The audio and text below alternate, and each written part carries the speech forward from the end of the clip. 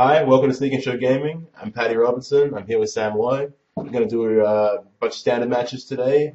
We're going to play the matchup Black-White Control, which Sam has just done his deck pick for, and today I'm playing William Jensen's Blue-White Control deck from Grand Prix Dallas Fort Worth.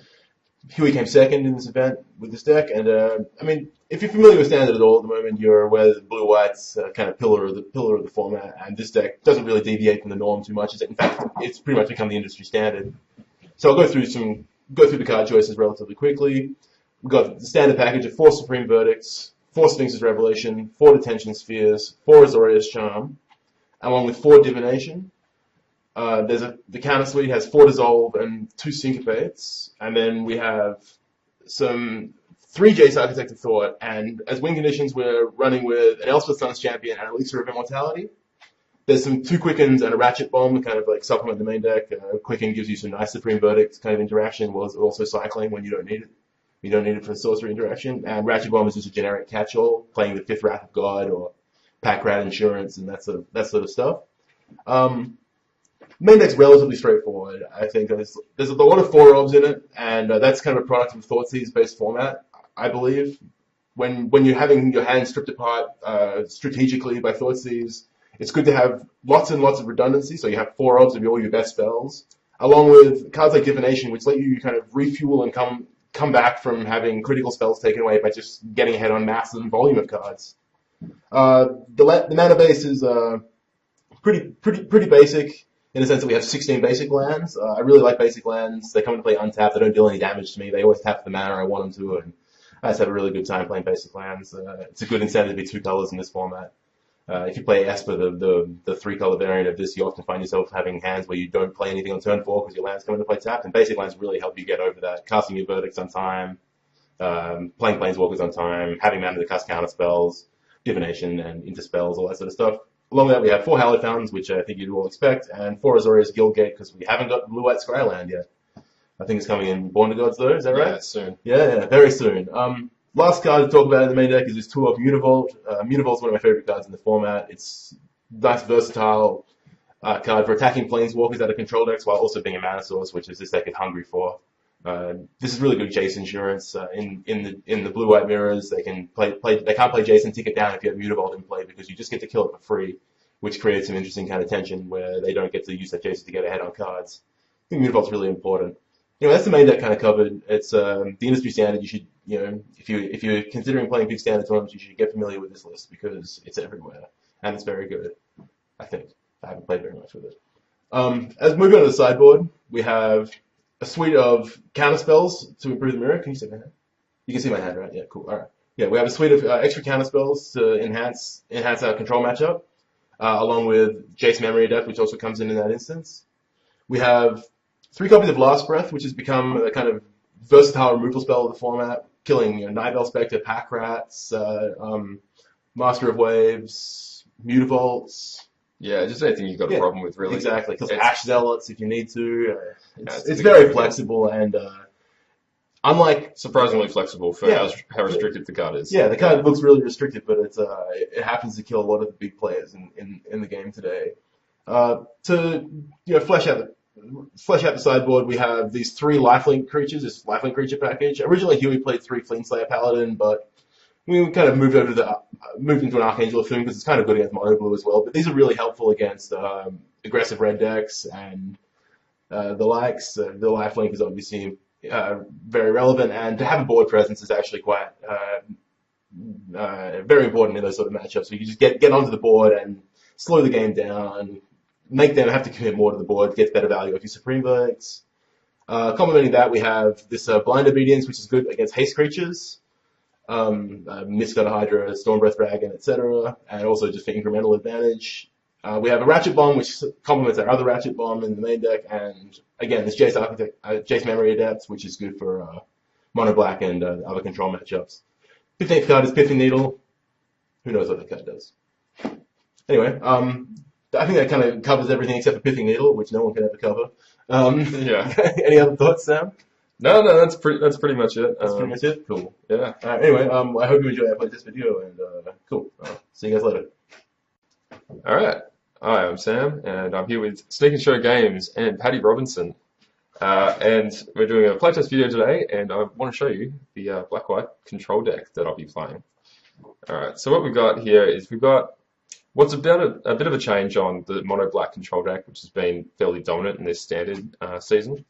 We've got some classics like we've got 4 Pack Rats, 4 Desecration Demons, a couple of differences in the creature base. We've got the 4 Blood Baron of Biscopa instead of Grey Merchant. This card's much higher impact by itself than the Grey Merchant is.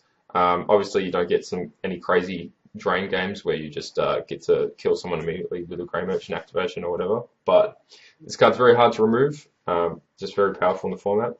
We have a Singleton Sin Collector. Generally speaking, most decks have instants and sorceries in their hands, but we don't want to overcommit to it pre-board. So it's basically there for control games, and it does a bit of work, but we're not prepared to commit to more than one pre-board. Duresses are basically the same deal, except these can come down earlier and they can strip a Brave the Elements or a Burn spell from a mono red deck. So they're a little higher impact and a little safer. Also, they can take Planeswalkers as well. They can also take Planeswalkers. Detention Spheres and Underworld Connections. Yep. Yep. All good things to take. Yeah, and we have the removal package. So we've got 4 Heroes Downfall, can kill anything. Devour Flesh is our next most generic removal spell, and because we have such a density of removal in this deck, we're able to play Edicts to a really good effect. We have our marginal removal source here, which are the 2 Ultimate Price and the 2 Last Breath. The Last Breath is, it's fairly well positioned, even if it is a bad spell. Kills Pack Rat, Knockout Spectre, Master of Waves, Mutavaults.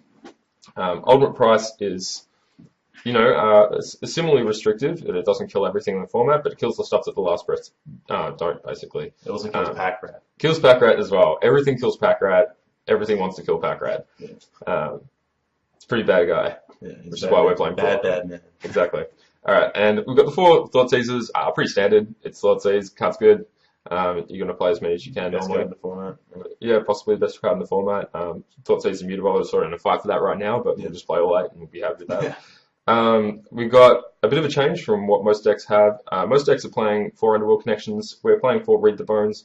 When you don't actually get anything from the Devotion for Underworld Connections, having the card selection and immediate impact of the Scry 2 before you draw 2 on the Read the Bones can get you out of a lot of worse situations than the Underworld Connections will.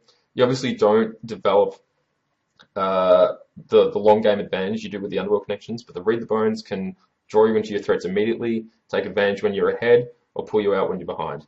And it's really important. The mana base is fairly simple. It's a bunch of black. You splash in a bunch of white. You obviously want all your Scrylands because they're sweet. Mutavaults are great. We've got 2 Oils of Gilgades and the Plains just to support the white that we have in the deck. Because we're drawing so many cards off the Read the Bones and stalling the game out, so they're going to go for a lot of turns. Having what is only 11 white sources is fine. There's no double white spells.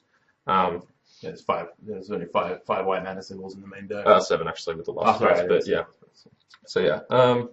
Basically, we're trying to just stall people out and take over the game with one of these ridiculous cards here. Yeah, so we'll move on to the sideboard. So what we have in the sideboard is that we have a collection of anti-control cards, which are the Pithing Needle, the Duress, the Underworld Connections, and the Sin Collectors. You notice that we are playing Underworld Connections for some matches where it's a little better positioned than it is against aggro decks, for instance.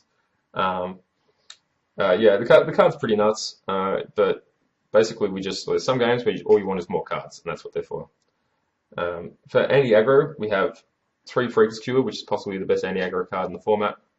A Doomblade for just generic removal when we want an extra removal spell against things like Mono Blue, where a Master of Wave is just definitely death. And a Shrivel for anywhere where we can actually get use out of Shrivel. Sometimes you'll pick up a 2-for-1 for it, sometimes it's just a 1-for-1. And sometimes it's Plague Wind. Sometimes it's just Plague Wind, yeah. Card's sweet. The other removal spell we have inside is this Dark Betrayal, obviously for the mono black decks. Card's fairly good. We don't really want to overcommit to it because we already have a lot of removal and a lot of edicts. But it's important to be able to kill Nightveil Spectre, and you really need to give it a nod. And obviously Pack Rat, as we mentioned before. We've got Life and Zombie just to keep the clock going. Sometimes you want the extra creatures, and sometimes it's just insane value when you actually get to strip cards with it. But yeah, I mean, the card, that's probably the closest thing to generically good we have in the sideboard. And yeah, Pithing Needle's Pithing Needle. Yeah. What does it do? No one knows. No one knows. No one knows. But it's here to do it. So yeah, that's the deck. Is there anything you want to say about it, Paddy? No, I think that I just like to comment on Life Bend Zombie. Although it only strips green and white creatures, it's got a lot of flexible value in the sideboard of decks. Like Sam was saying, when you want creatures, you can just bring it in, even if it's not definitely going to hit. Having it against blue-white control and Esper control is actually better than having some of your edicts or your heroes downfalls or whatnot. You really want to.